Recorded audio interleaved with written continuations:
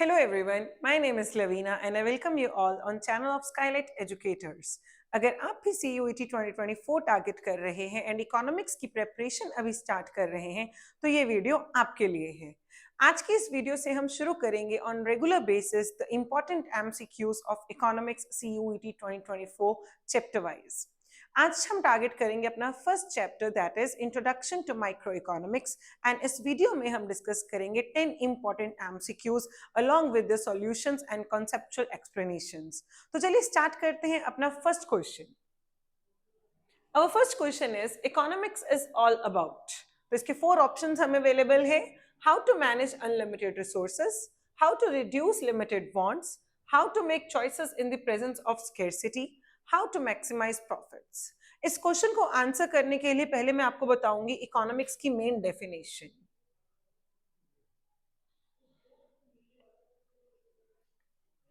सी economics क्या है? Economics एक ऐसी ब्रांच ऑफ साइंस है जो डील करती है विद द इकोनॉमिक प्रॉब्लम्स। अब इकोनॉमिक प्रॉब्लम सबसे बड़ी प्रॉब्लम है हमारी प्रॉब्लम ऑफ चॉइस। अब चॉइस की प्रॉब्लम कहां से इरप्ट होती है? इसके 2 मेन रीजंस हैं। सबसे पहला, हम ह्यूमन बींग्स की जो वांट्स हैं वो अनलिमिटेड हैं, बट जो रिसोर्सेज की अवेलेबिलिटी है वो बहुत ही लिमिटेड है। एक तो रिसोर्सेज वैसे ही बहुत लिमिट में अवेलेबल हैं, लिमिटेड अवेलेबिलिटी, एंड सेकेंड इनके ऑल्टरनेटिव यूजेस हैं, यानी कि इनके मल्टीपल यूजेस हैं जिसके कारण ये रिसोर्सेज और लिमिट में हो जाते हैं। तो ये दोनों रीजंस, ये दोनों मेन कॉजेज मिलके एक प्रॉब्लम इरप्ट करते हैं दैट इज स्केर्सिटी। तो प्रॉब्लम ऑफ स्कैर्सिटी हम सब ह्यूमन बींग्स फेस करते हैं अपने डेली लाइफ्स में। जैसे चाहे हम कंज्यूमर हैं, चाहे हम प्रोड्यूसर हैं, चाहे गवर्नमेंट है, सबके लिए problem of choice is a main problem. उन सबको रेशनली चूज करना होता है कि हम अपने रिसोर्सेज को कैसे इस्तेमाल करें, कहाँ पे यूज करें, ताकि हम अपनी वांट्स को मैक्सिमाइज कर उनकी जो सेटिस्फेक्शन है उसे मैक्सिमाइज कर सकें। तो हमें चॉइस करना होता है कि हम कौन सी वांट्स को पहले टारगेट करें, कौन सी वांट्स को हम पहले सेटिस्फाई करें, कौन सी वांट्स को हम गिव अप कर दें, हम कितने रिसोर्सेज को यूज करें, कैसे यूज करें। तो हमें चॉइस करनी पड़ती है। तो economic problem is the problem of choice, और आप कह सकते हो along with because of scarcity of resources. तो देखिए यहाँ पे हमारे पास economics is all about how to manage unlimited resources. No, क्योंकि रिसोर्सेज तो लिमिटेड है, तो ये ऑप्शन गलत है। How to reduce limited wants, wants तो अनलिमिटेड है, तो ये तो प्रॉब्लम है ही नहीं। ठीक है, how to make choices in the presence of scarcity, this is the right answer. Scarcity में रहते हुए हमें कैसे चॉइसेस करनी है, कैसे रिसोर्सेज का एलोकेशन करना है, ये हमें इकोनॉमिक्स सिखाती है। ठीक है, तो नेक्स्ट क्वेश्चन की ओर चलते हैं। An economic problem is basically, तो इकोनॉमिक प्रॉब्लम क्या है? देखिए, the problem of choosing technique of production. आप कहोगे मैम अभी तो आपने बोला था कि चॉइस, बिल्कुल ठीक है, but this is not the basic problem. ये तो एक तरीका है, कि एक एग्जाम्पल है कि ये भी एक प्रॉब्लम है, ये प्रोड्यूसर के लेवल की प्रॉब्लम है। ठीक है, the problem of distribution of income, ये भी एक प्रॉब्लम है but not the basic problem. ठीक है, द प्रॉब्लम ऑफ चॉइस और allocation of resources, yes, the economic problem is basically the problem of choices और allocation of resources, जो मैंने अभी आपको previous question में बताया। Clear? Third question,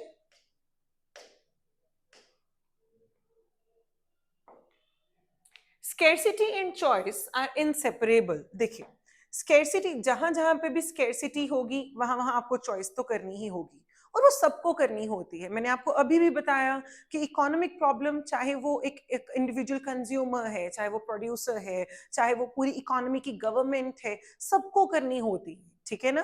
तो देखिए, scarcity and choice are inseparable only at a consumers level, sorry,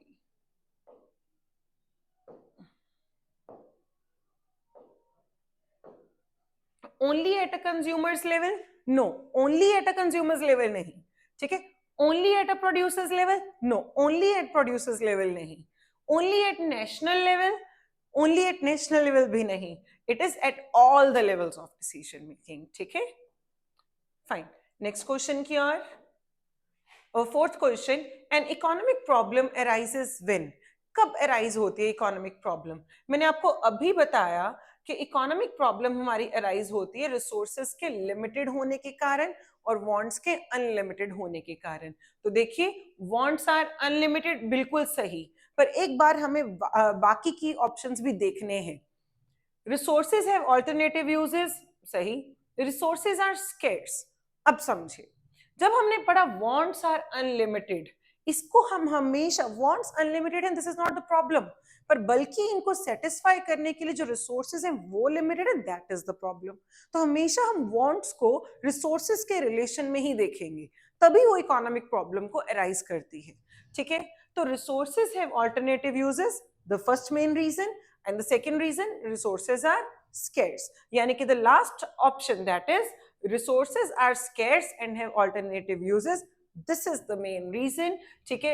ये मिलके बेटा resources का scarce होना और alternative uses भी होना, ये resources को और scarce करता है जहां से हमारी economic problem arise होती है, clear? तो D option is the right one.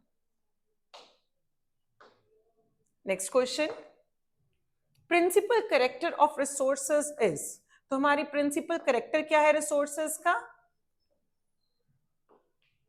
They are scarce in relation to demand, बिल्कुल डिमांड के सामने ये स्केर्स है। दे हैव अल्टरनेटिव यूजेस, इनके यूजेस भी अल्टरनेटिव है, बिल्कुल। तो दोनों मिलके इकोनॉमिक प्रॉब्लम को भी राइज करते हैं। तो बेसिक जो कैरेक्टर है हमारे रिसोर्सेज का, that is both A and B, okay. Our next question,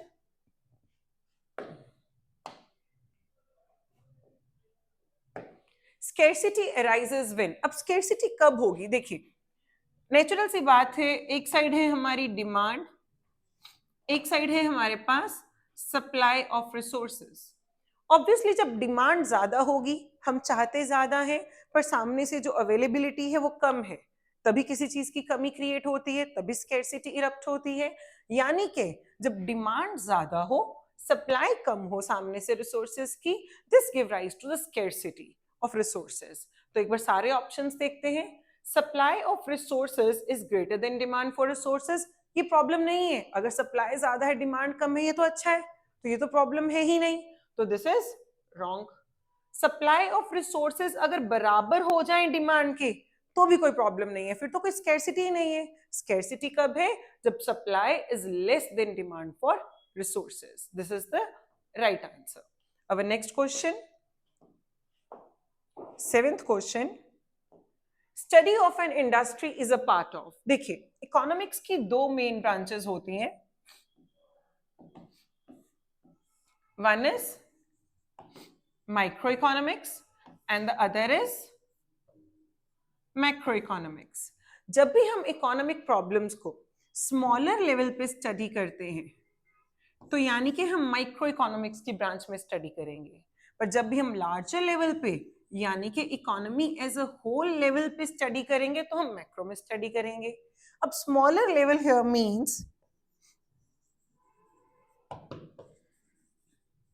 individual के लेवल पे, इंडिविजुअल यानी कि एक इंडिविजुअल कंज्यूमर, इंडिविजुअल प्रोड्यूसर, कोई भी तरीके से एक इंडिविजुअल एजेंट, कोई इंडिविजुअल फर्म, कोई इंडिविजुअल कंपनी, कोई इंडिविजुअल इंडस्ट्री, कुछ भी, ठीक है।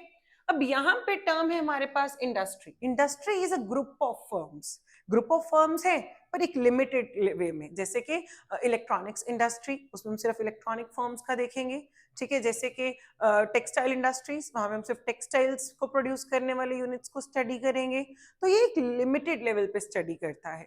तो इंडस्ट्री अपने आप में किसकी एग्जांपल है? वो माइक्रो इकोनॉमिक्स की एग्जांपल है, नॉट मैक्रो, ठीक है। Next question, example of micro economic variable is, देखिए नेशनल इनकम, ये तो नाम से ही पता लग रहा है नेशन, यानी कि economy as a whole level की बात हो रही है, तो ये हम मैक्रो में स्टडी करते हैं, माइक्रो में नहीं। होलसेल प्राइस इंडेक्स, ये इन्फ्लेशन को मेजर करने के लिए यूज किया जाता है। अब इन्फ्लेशन कोई इंडिविजुअल लेवल पे तो हम स्टडी नहीं करेंगे, पूरी इकोनॉमी की ही स्टडी करेंगे, तो ऑब्वियसली लार्जर लेवल तो ये भी मैक्रो में ही स्टडी किया जाता है। अब आता है हमारे पास मार्केट डिमांड और एग्रीगेट डिमांड। देखिए एग्रीगेट डिमांड का मतलब होता है the demand for all the goods and services in the economy, जितने भी गुड्स एंड सर्विसेज हैं, from a pin to plane, from a needle to ship, छोटी से छोटी चीज से लेके बड़ी से बड़ी चीज तक, जितने भी गुड्स, जितने भी सर्विसेज की इकोनॉमी में डिमांड होती है, किसी रिस्पेक्टिव गुड की बात हम यहाँ नहीं करेंगे, किसी रिस्पेक्टिव क्वांटिटी की बात हम यहाँ नहीं करेंगे, बड़े लेवल पे बात कर रहे हैं as economy as a whole level पे, तो ये मैक्रो इकोनॉमिक्स का इंग्रेडिएंट है, ये मैक्रो इकोनॉमिक्स में स्टडी किया जाएगा। क्लियर? ये मैक्रो में, बल्कि इसके सामने जो मार्केट डिमांड है ये रिस्पेक्टिव गुड्स की फॉर्म में स्टडी करी जाती है। जैसे मैं बोलूं इस पेन की मार्केट डिमांड, इस मेरे फोन की मार्केट डिमांड, डेटोल सॉप की मार्केट डिमांड है ना, तो वो एक ही गुड्स को, एक ही काइंड ऑफ गुड्स को ही वो स्टडी करता है। तो मार्केट डिमांड छोटे लेवल पे स्टडी करी जाती है, एक इंडिविजुअल कैटेगरी ऑफ गुड्स के टाइम पे स्टडी करी जाती है, तो it is micro economic variable. ठीक है, तो right answer is C option. Our next question, second last question of today's class. देखिए, fundamentally an economic problem is a problem of, तो सबसे पहले मैंने आपको पहली स्लाइड में ही ये बताया था, it is a problem of choice, पर फिर भी एक बार हम ऑप्शंस को देखते हैं। Lack of judgement, no, inaction, no, choice, this is the right answer. Our last question,